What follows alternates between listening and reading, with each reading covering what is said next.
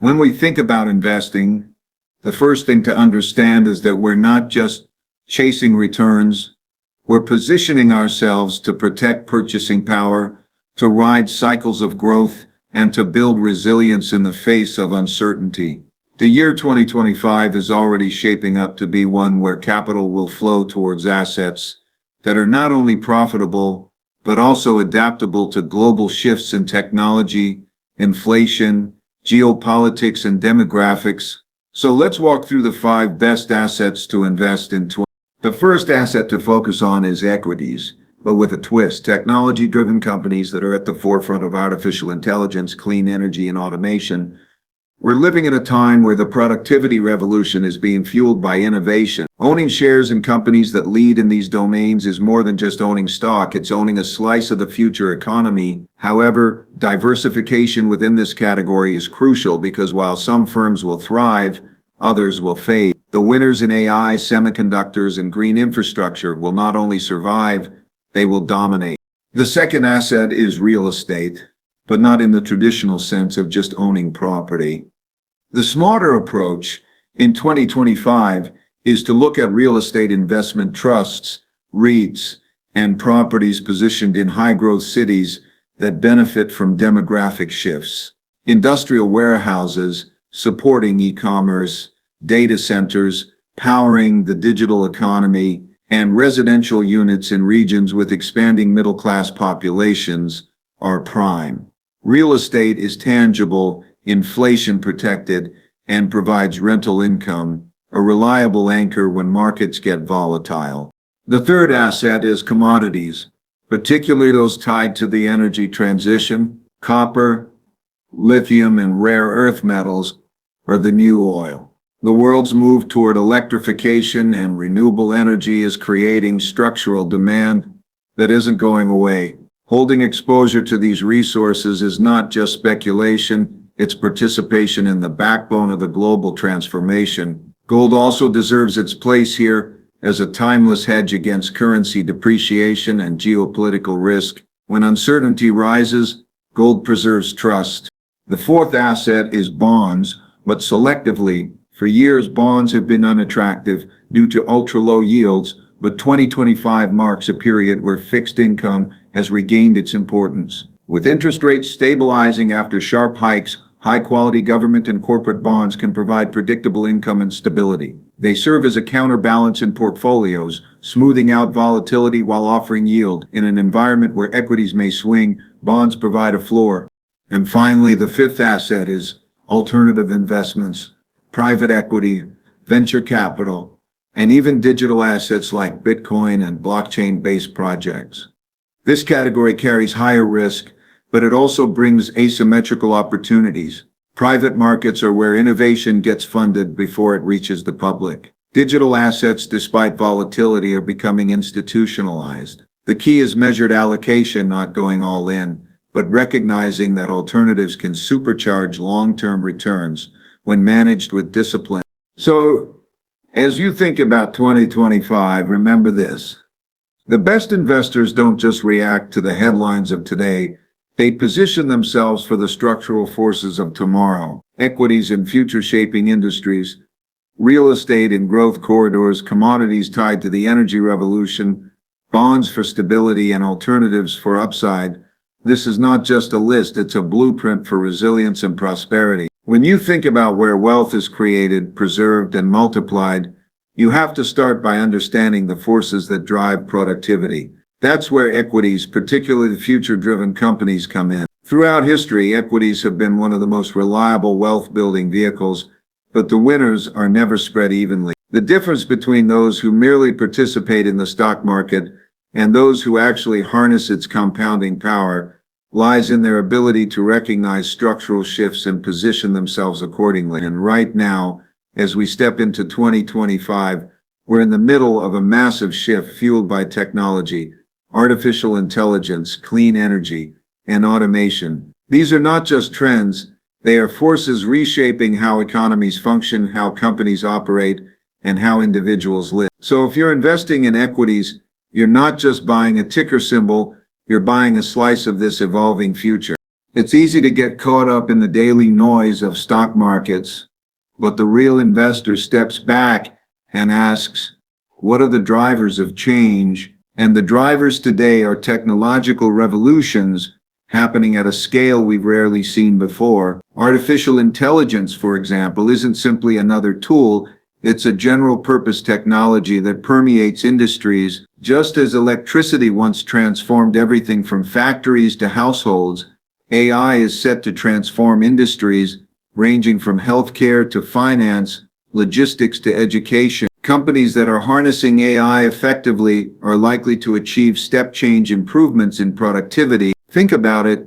The ability to analyze massive amounts of data, automate decision-making, personalize services, and reduce inefficiencies.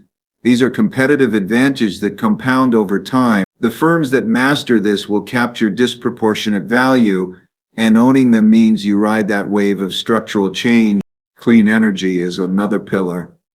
The global energy transition is not an optional theme, it's an inevitability. Governments, businesses, and societies are aligning around reducing carbon footprints not just because of regulation, but because it's economically efficient and socially demanded. Renewable energy costs are falling, electrification of transportation is accelerating, and grid infrastructure is being rebuilt.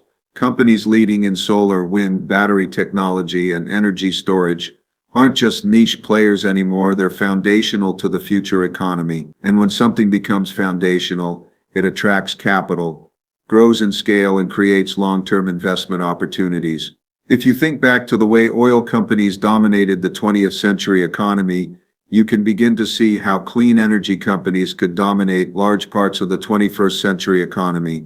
Equities that represent these transitions are not speculative bets, they're exposures to the inevitabilities of progress.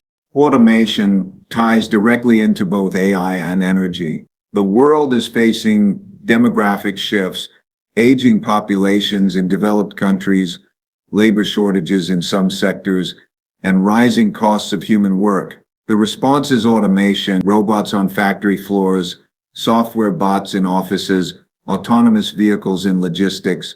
All of these technologies represent solutions to structural challenges. Companies that provide or integrate automation don't just cut costs, they fundamentally reshape how industries compete. The same way the assembly line once redefined manufacturing, modern automation will redefine production and service delivery across the global economy. When you hold equities of companies at the center of this, you own the infrastructure of efficiency itself.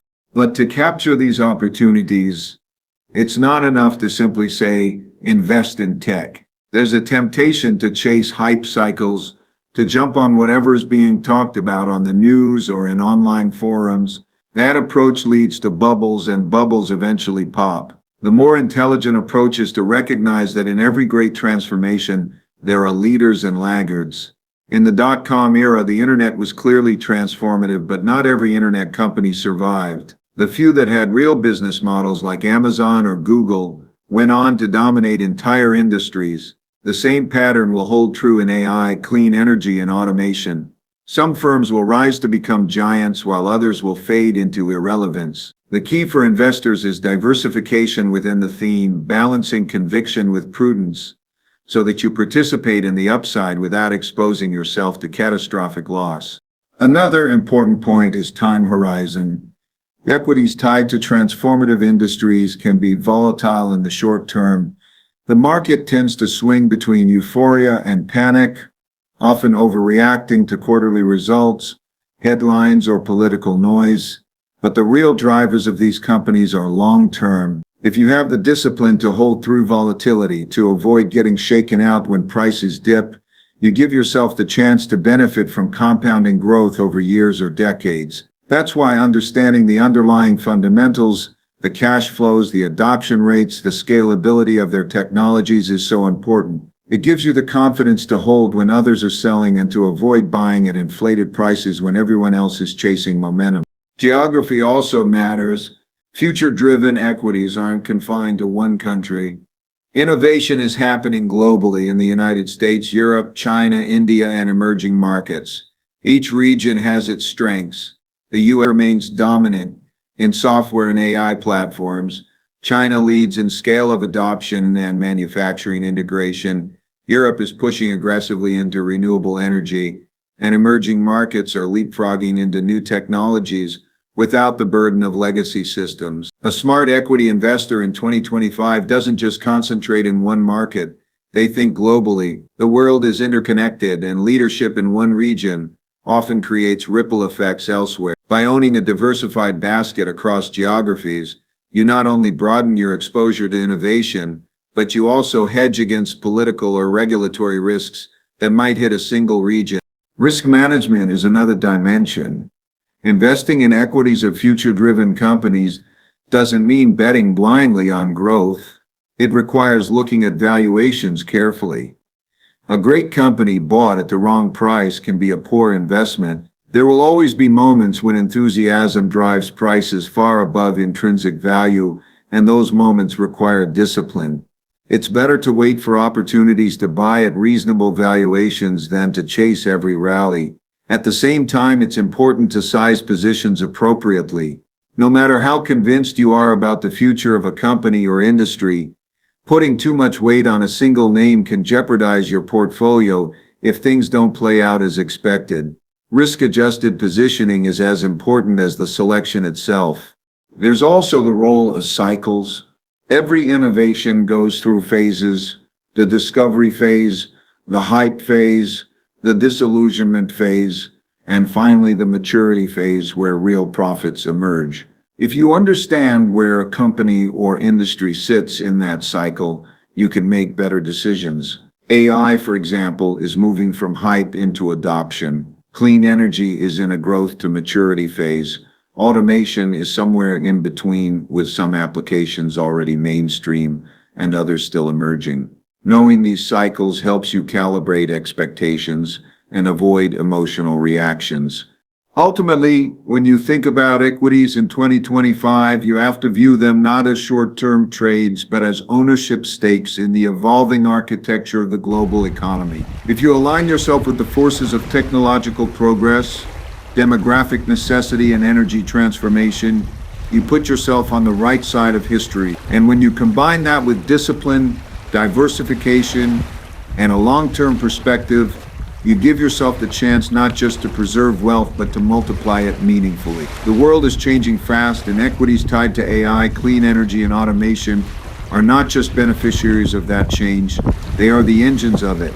To own them is to own the future. Real estate has always been one of the most powerful ways to store and grow wealth, but the way you approach it in 2025 has to be very different from the way it was done decades ago. It's not just about owning land or buildings anymore, it's about understanding how demographic shifts, technological advances, and global flows of capital are reshaping where and how real estate creates value. When you buy into real estate, whether directly or through investment vehicles like REITs, you're not just buying a physical structure, you're buying into the economic activity and the social patterns that surround it. That's why the winners in real estate are not those who simply buy property for the sake of it, but those who position themselves in the places and sectors where demand is structurally rising.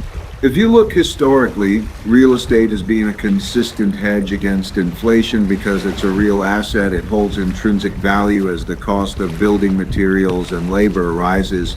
But in today's environment, the real differentiator is where and what kind of real estate you own. The growth in 2025 is not spread evenly across all types of properties or all locations. Instead, it's being driven by forces like urban migration in emerging economies, the explosive demand for digital infrastructure, the logistics revolution in e-commerce, and housing shortages in certain fast-growing regions. That means the smartest investors are not approaching real estate with a one-size-fits-all mindset.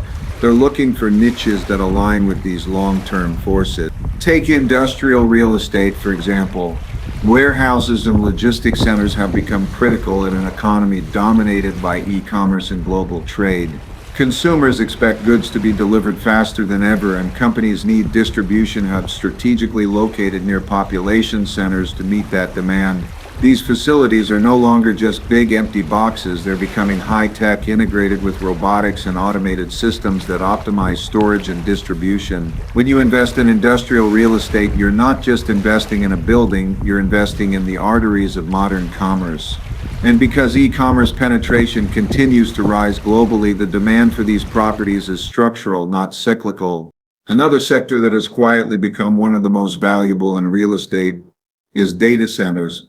We're living in a digital-first world where cloud computing, streaming, artificial intelligence, and connected devices require massive amounts of data processing and storage. Data centers are the backbone of this system. Every time someone streams a movie, uploads a photo, or runs an AI model, there's a data center behind it making it possible. These facilities consume enormous amounts of power, require specialized infrastructure, and are not easy to replicate quickly. That creates scarcity, and scarcity drives value. Owning exposure to data centers is like owning toll roads in the digital economy. You're capturing the essential flows of information that power everything else.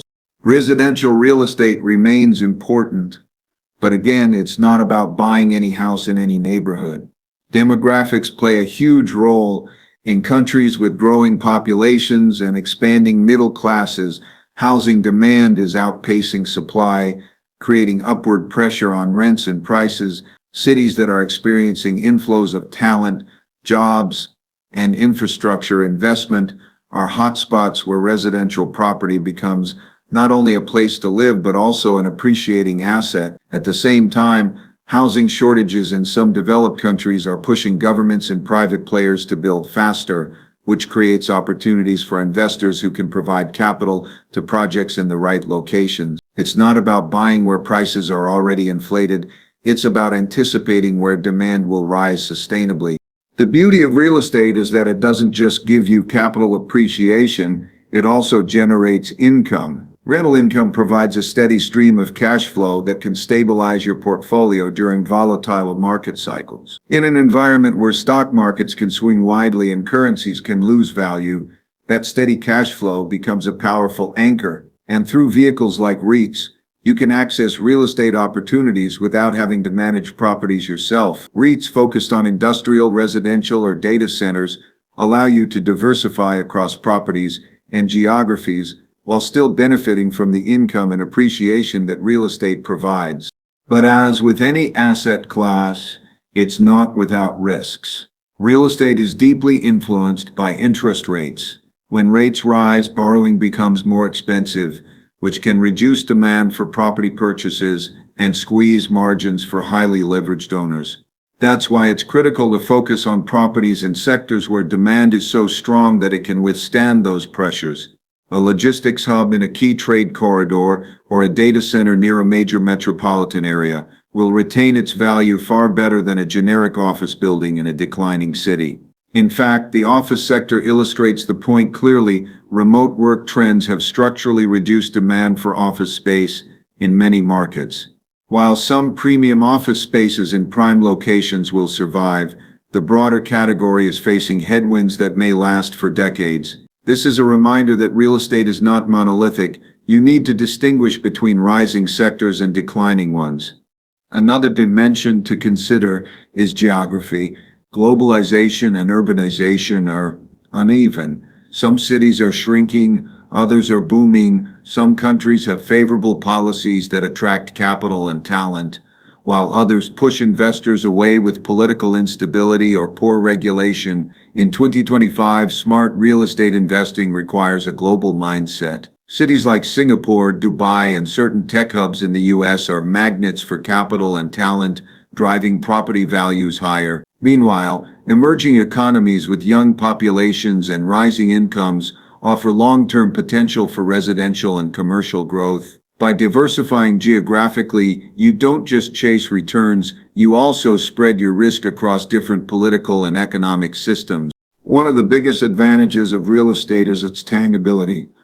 Unlike equities or bonds, which are essentially claims on future cash flows, real estate is something physical. It has utility. People need places to live, Companies need places to operate, and digital systems need places to process and store data. That tangible demand means real estate will always hold some form of intrinsic value. The key is aligning that value with the trends that make it grow over time. When you do that, you're not just sitting on property, you're owning critical parts of the economy. Real estate also benefits from leverage in a way other assets don't. Borrowing against property allows investors to amplify returns provided they manage the debt wisely. In a world where credit conditions shift, being cautious with leverage is important, but when used prudently, it allows real estate investors to generate higher returns than they could with equity alone. This ability to use debt productively is one reason why real estate has created so many fortunes throughout history. So when you think about real estate in 2025, think about it as a portfolio within a portfolio. Industrial warehouses, data centers, and residential properties in growth cities should form the backbone. REITs allow you to access these without direct ownership responsibilities. Avoid sectors like generic office space that are structurally declining. Keep an eye on interest rates, but focus more on the durability of demand in the specific niche you choose. And most importantly, take a long-term perspective. Real estate rewards patience, and those who position themselves in front of demographic and technological waves today will be the ones sitting on outsized gains a decade from now. In the end, real estate isn't just about buildings. It's about positioning yourself in the flow of human activity and technological progress. If you put your capital where people, businesses, and digital systems need to be, your investments won't just survive, they'll thrive. That's the real edge in real estate in 2025. Commodities have always been the bedrock of economies, the raw inputs upon which everything else is built. They're the materials that make up the infrastructure of civilizations, the energy that fuels growth, and the stores of value that protect against instability. As we look at 2025, commodities stand at the center of one of the biggest transformations in history, the global energy transition and the rebalancing of geopolitical power. This makes them not just a tactical trade, but a strategic allocation for anyone serious about preserving and growing wealth. When you own the right commodities, you're not just speculating on price movements. You're aligning yourself with structural forces that will define decades. Let's begin with energy-related commodities like copper, lithium, and rare earth elements. These aren't just materials. They are the lifeblood of electrification and clean energy. Copper is essential because it's the most efficient conductor of electricity. And as the world electrifies from electric vehicles to renewable power grids, the demand for copper is projected to soar. You can't build large-scale solar farms or wind turbines without it. You can't expand electric vehicle infrastructure without it. And the supply side of copper is constrained because bringing new mines online takes years of capital-intensive development, often in politically unstable regions. This imbalance between surging demand and limited supply creates a powerful investment thesis. Lithium, on the other hand, has become synonymous with the battery revolution. As electric vehicles and renewable storage scale up, lithium demand is growing at an exponential pace, but lithium mining is concentrated in a few geographies like Chile, Argentina, and Australia, and extraction is not without environmental and logistical challenges. This creates volatility in prices, but it also underscores the long-term scarcity of the resource. When something is both scarce and essential to the future economy, it has enduring value. Investors who position themselves in lithium, either directly through commodity exposure or indirectly through producers, are essentially holding a stake in the backbone of energy storage for the next century. Rare earth elements represent another category where the investment case is not just about economics, but also about geopolitics. These materials are critical for everything from wind turbines to smartphones, from advanced defense systems to electric motors. Right now, production is heavily concentrated in a handful of countries, creating strategic vulnerabilities for nations that depend on them. This is why governments are racing to secure supply chains, and why companies involved in rare earth mining and processing are likely to see increasing demand. Owning exposure to these commodities is akin to owning pieces of the puzzle that nations will fight to control. Beyond the energy transition, gold remains a unique commodity in its own right. Unlike industrial commodities, gold's value doesn't come from its utility but from its role as a store of trust. For thousands of years across every civilization, gold has been the ultimate form of money when confidence in paper currencies falters. In 2025, with global debt levels at historic highs, central banks navigating inflationary pressures, and geopolitical tensions simmering, gold's role as a hedge is more important than ever. It doesn't yield income, but it preserves purchasing power in times when fiat currencies are being debased. And we see central banks themselves, especially in emerging markets, continuing to accumulate gold as a reserve asset. When institutions that issue currency are hedging with gold, it's a signal individual investors should pay attention to. The broader role of commodities in a portfolio goes beyond individual elements like copper, lithium, or gold. Commodities as a whole tend to perform well in inflationary environments because they represent the raw costs of production. When inflation rises, commodity prices usually rise too, offering a natural hedge. At the same time, they provide diversification because their cycles don't always move in lockstep with equities or bonds. In a world where financial assets can be inflated by central bank policies or distorted by speculative flows, commodities anchor you to real tangible value. But investing in commodities isn't straightforward. Unlike equities, which generate cash flows, or bonds, which pay interest, commodities don't inherently produce income. They are driven by supply and demand dynamics, geopolitical risks, weather patterns, and technological shifts. That means timing and allocation matter greatly. You don't want to overexpose yourself, but you also don't want to ignore them, especially when structural forces are so favorable. The smart approach is often to gain exposure through a mix of direct holdings, commodity-focused ETFs, and equities tied to producers and processors. This way, you capture both the raw material upside and the operating leverage of companies in the value chain. It's also important to think in terms of cycles. Commodities are notoriously cyclical. Prices can soar when demand spikes and collapse when supply catches up. But the energy transition we're living through isn't a short-term cycle, it's a generational shift. When you look at the International Energy Agency's projections or at government policies around the world, the direction is clear: electrification, decarbonization, and digitalization. Each of these pathways requires a massive amount of commodities. From metals to minerals, that means this cycle could last much longer than typical commodity booms of the past. Still, volatility will come along the way, and the investors who succeed will be those with the discipline to hold their allocations through swings, knowing that the structural demand is intact. Geopolitics is another layer that can't be ignored. Commodities are often produced in unstable regions: copper in South America, rare earths in Asia, oil and gas in the Middle East. Political instability, resource nationalism, and trade conflicts can all impact supply chains.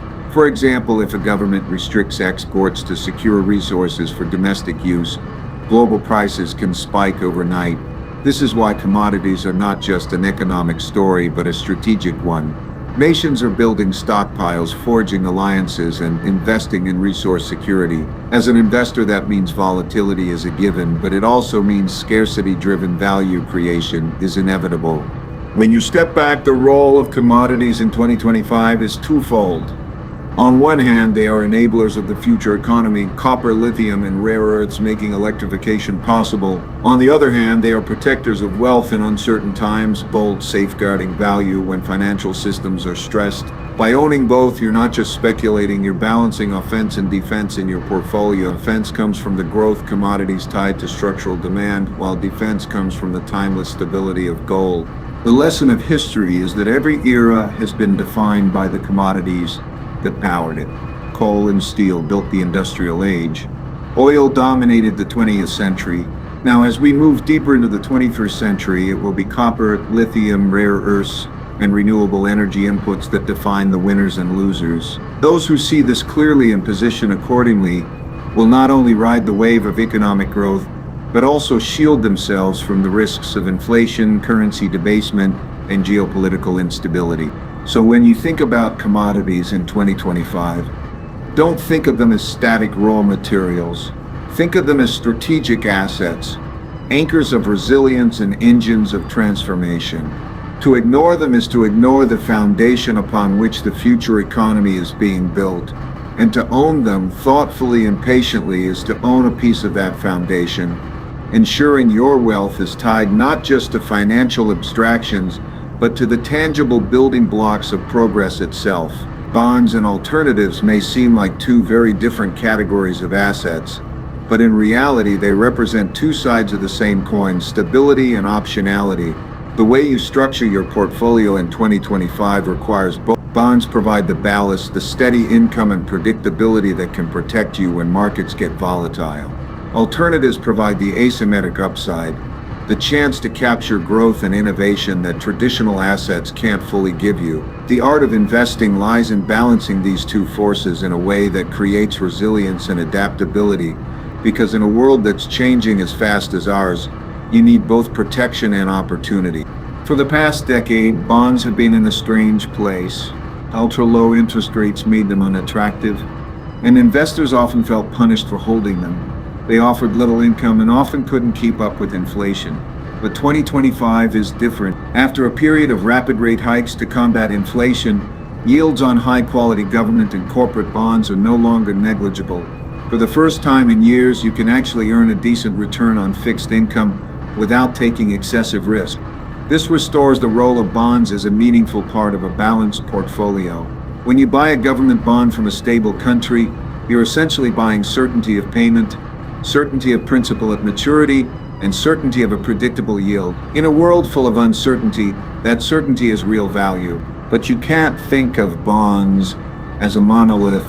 There are different types, and each plays a role. Government bonds from countries with strong balance sheets provide the safest anchor. They won't give you spectacular returns, but they reduce volatility and provide liquidity. Corporate bonds, especially from well-capitalized firms, add higher yields while still offering stability.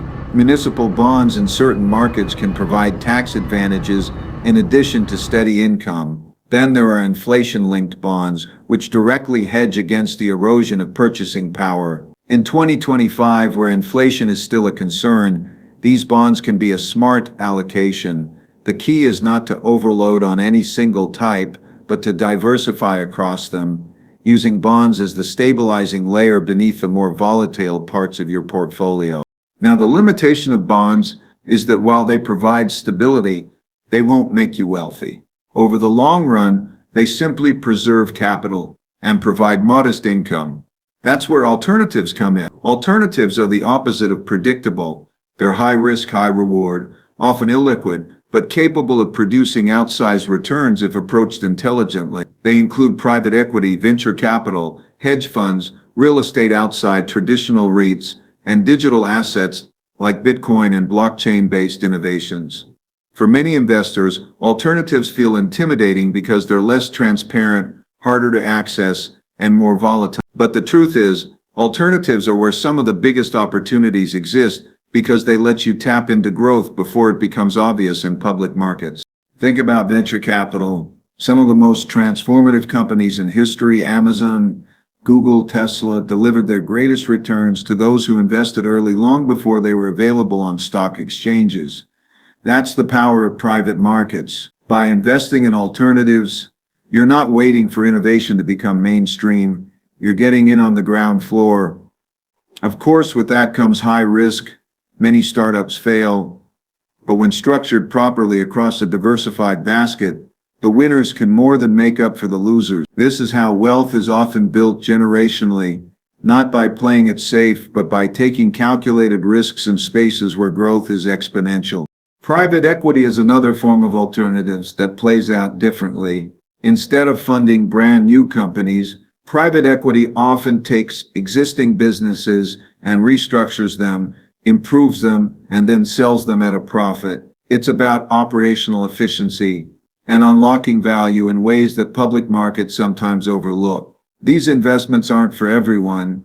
But for those who can access them, they provide exposure to parts of the economy not fully captured by public equities. Then there's the growing role of digital assets.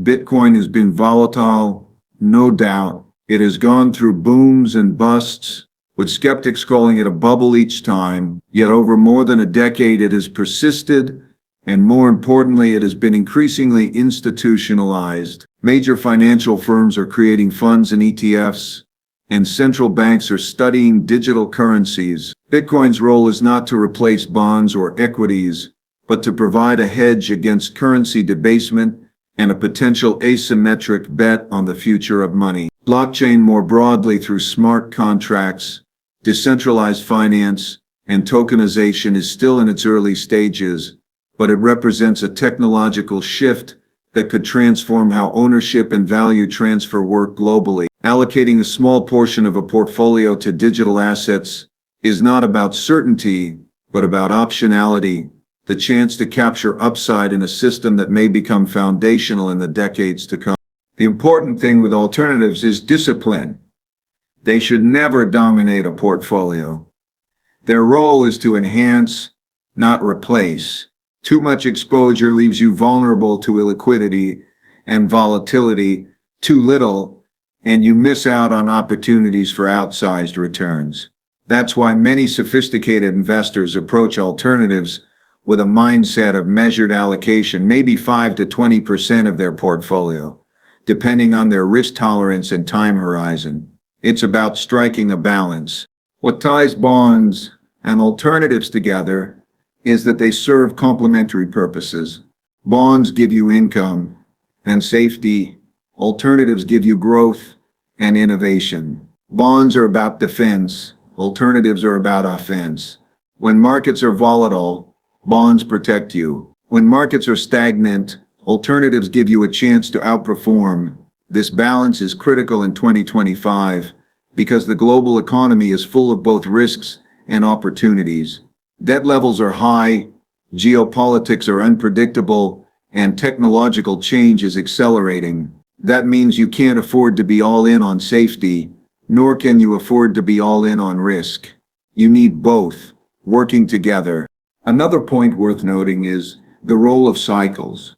Just as equities and commodities move through cycles, so do bonds and alternatives. Bond yields rise and fall with interest rate cycles. Alternative markets move through phases of exuberance and correction. Understanding where we are in these cycles helps guide allocation. In 2025, we're at a point where bond yields are attractive again after years of being suppressed, which makes them worth holding. At the same time, alternatives are in a phase of renewed growth, especially in areas like AI-driven startups, energy transition projects, and digital finance. This creates a rare moment when both sides of this equation offer value, if managed properly. When you step back, what bonds and alternatives give you is resilience. Resilience comes from not being overly dependent on one scenario. If inflation persists, commodities and certain alternatives may thrive. If growth slows and markets get choppy, bonds stabilize your returns. If innovation accelerates, alternatives provide outsized gains. And if everything moves in unexpected directions, the combination ensures you are not exposed entirely to one set of risks. This is the essence of a well-constructed portfolio. It doesn't try to predict the future with certainty. It prepares for multiple possible futures. So, as you think about bonds and alternatives in 2025, don't see them as boring and risky opposites. See them as complementary forces. Bonds anchor you, giving you steady ground to stand on when storms hit. Alternatives give you wings, allowing you to catch the tailwinds of innovation and transformation. Together, they create balance, the kind of balance that allows you not just to survive, but to thrive in an uncertain world. And that balance is what separates those who get swept up in cycles from those who build enduring wealth over decades.